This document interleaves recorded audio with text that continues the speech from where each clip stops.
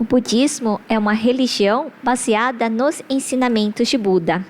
Há cerca de 2.500 anos, Shakyamuni Buda nasceu na Índia. Os ensinamentos de Shakyamuni Buda são muito gratificantes, pois tornam esta nossa vida moderna mais alegre e divertida. A Rishoku Sekai foi fundada no Japão. É uma organização religiosa com base nos ensinamentos do budismo, tendo como fundadores Nikkyo Niwano e Miyoko Naganuma.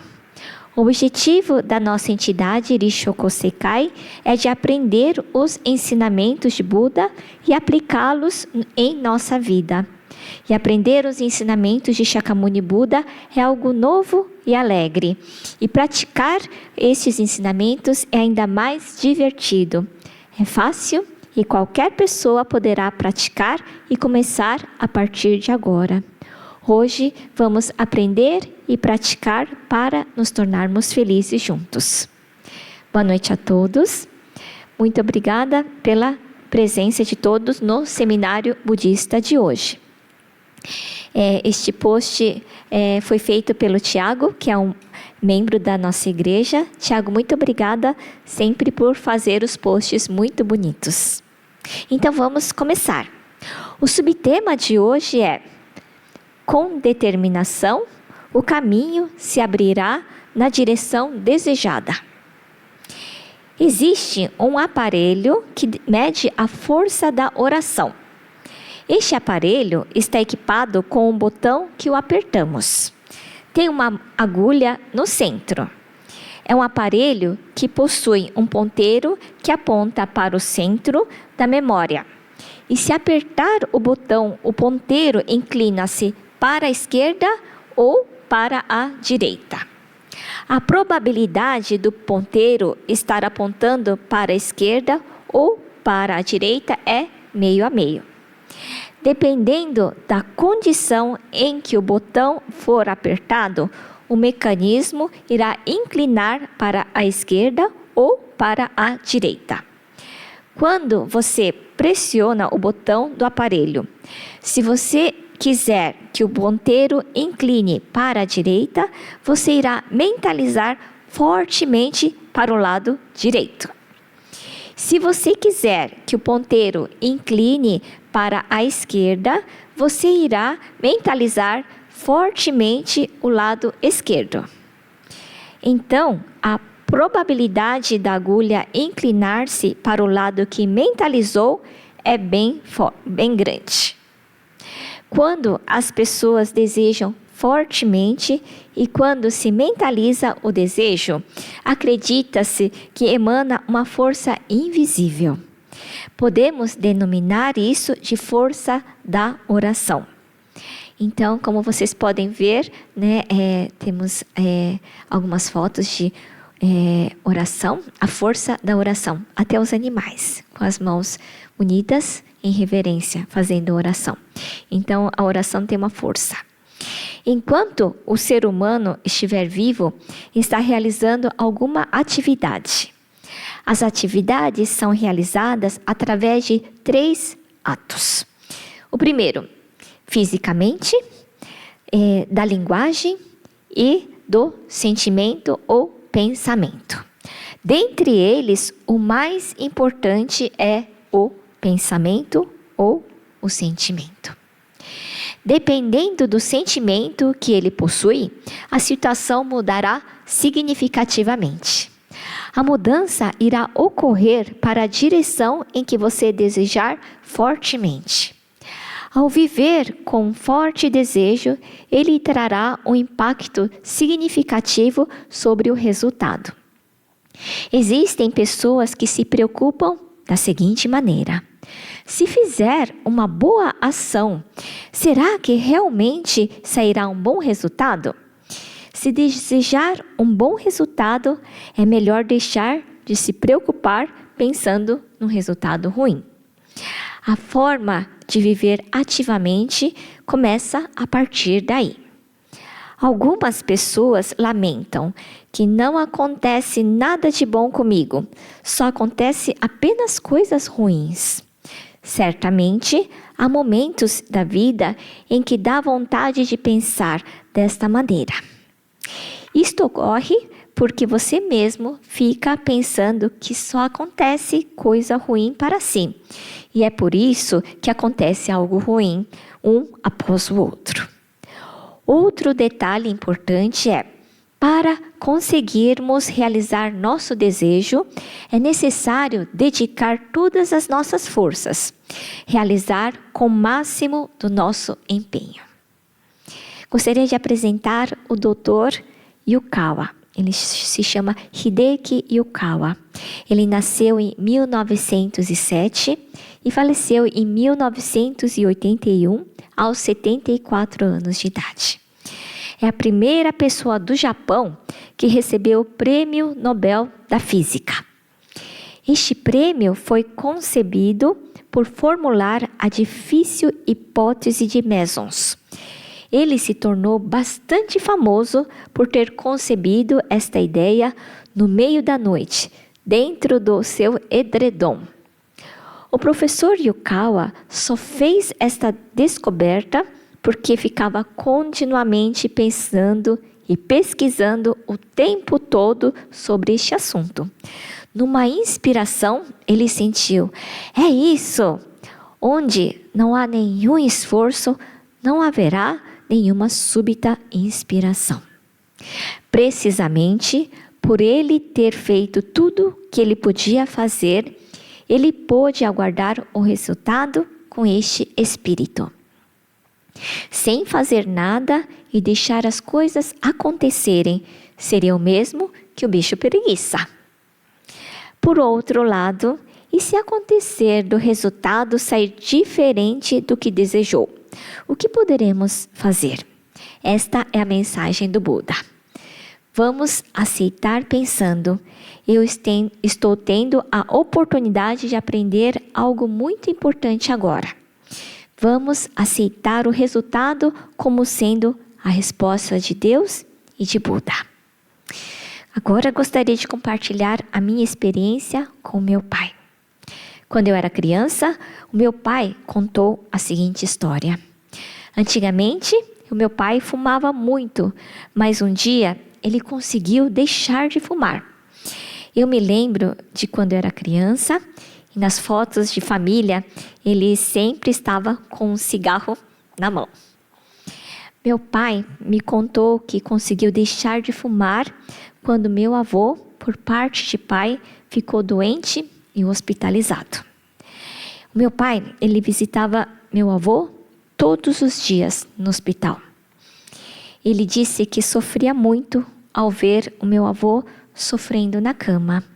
Então pensou: o que ele poderia fazer para aliviar o sofrimento do meu avô? Meu pai, ele é segunda geração de fé da Risshoku Sekai. E desde criança ele frequentava a igreja no Japão. Por ser membro, o meu pai tinha o hábito de fazer oração e em suas orações fez o pedido para que meu avô seja curado. Mas ele sentiu que só a oração não era o suficiente. Ele tomou uma firme decisão, com o desejo de aliviar, pelo menos um pouco, o sofrimento do meu avô.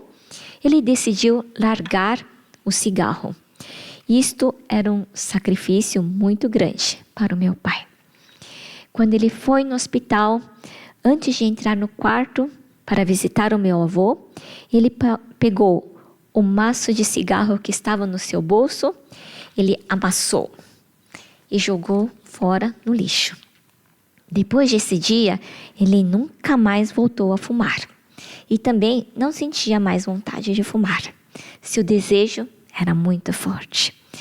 Ele me contou que meu avô acabou falecendo mesmo que ele tenha abandonado o cigarro. Mas ele sentiu que esse era o mínimo de sacrifício que ele podia fazer naquele momento, com o desejo de aliviar o sofrimento do meu avô.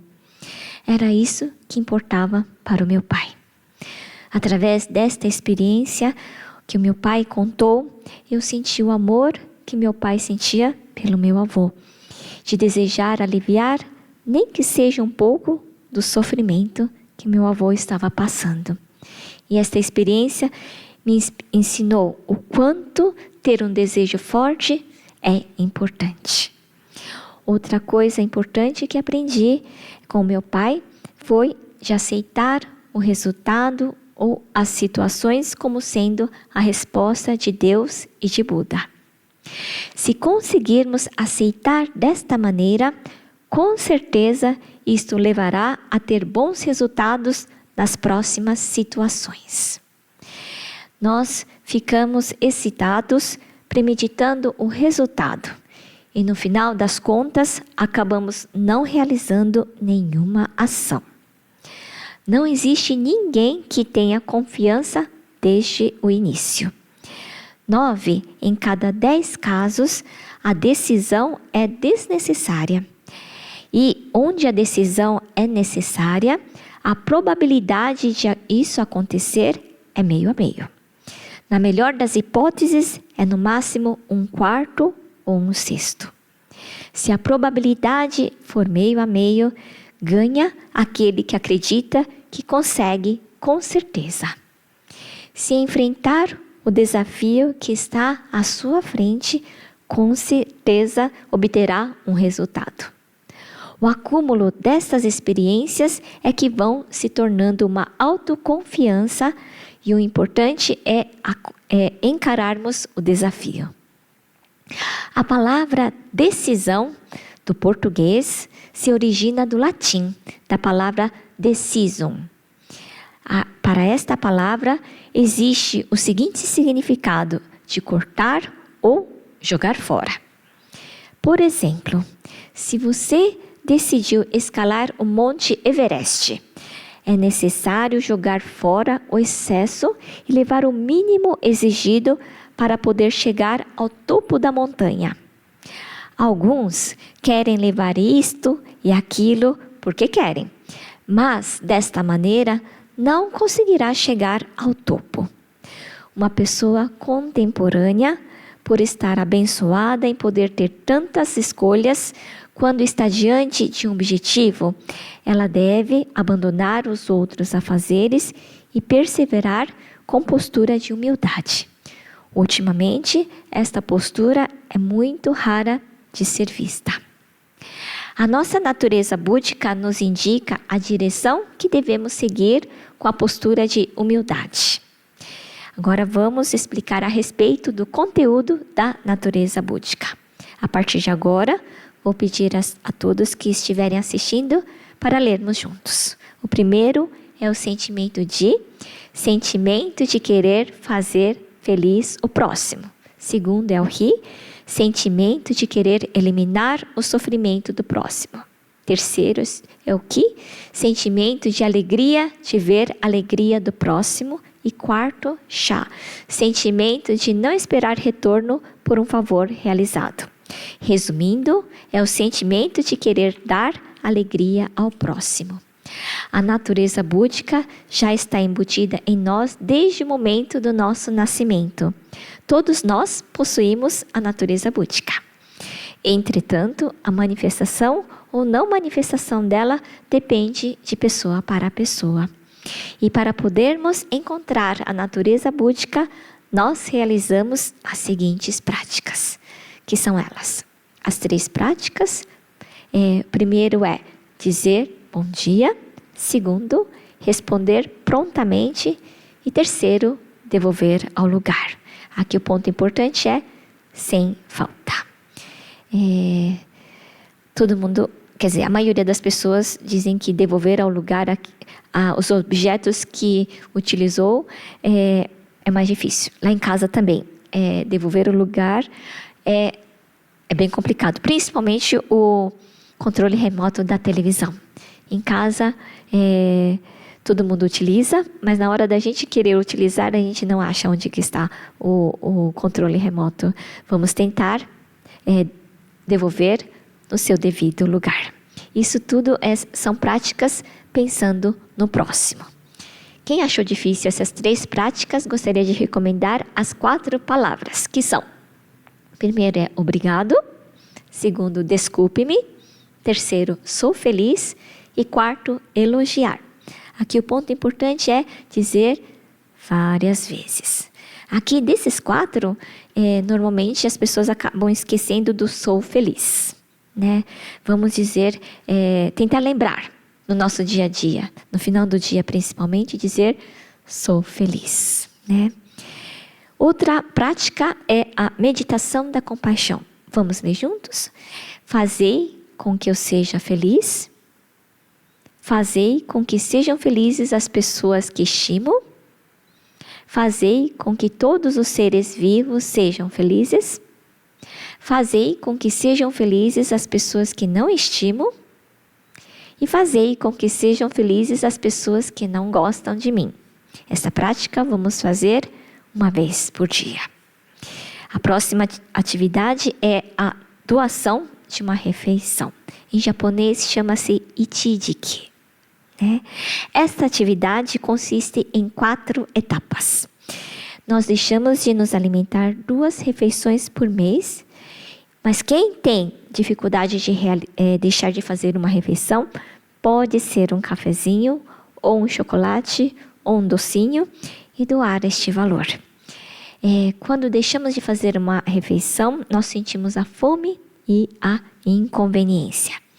Então, oramos pela felicidade das pessoas que não têm condições de ter nenhuma refeição por dia.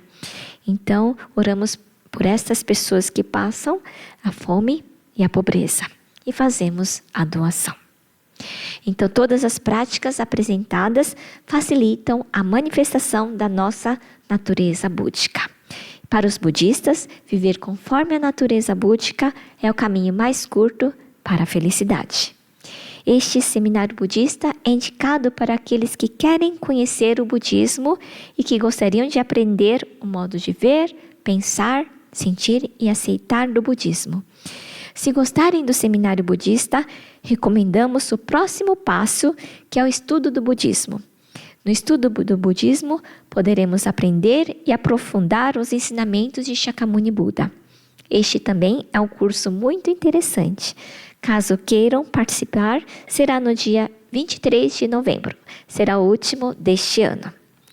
Além disto, nesta igreja realizamos atividades de finais de semana. A próxima será neste domingo, a cerimônia do nascimento do mestre fundador, que será no dia 10 de novembro, às 10 horas. Temos também atividades de músicas, que é a banda Darishoko Sekai. E para poder participar destas atividades, pedimos a gentileza de tornar-se membro amigo. Através dessas atividades, venham conhecer o nosso Sangha. Esta igreja está localizada no bairro da Vila Mariana, em São Paulo. Para obter mais informações, visite o nosso site.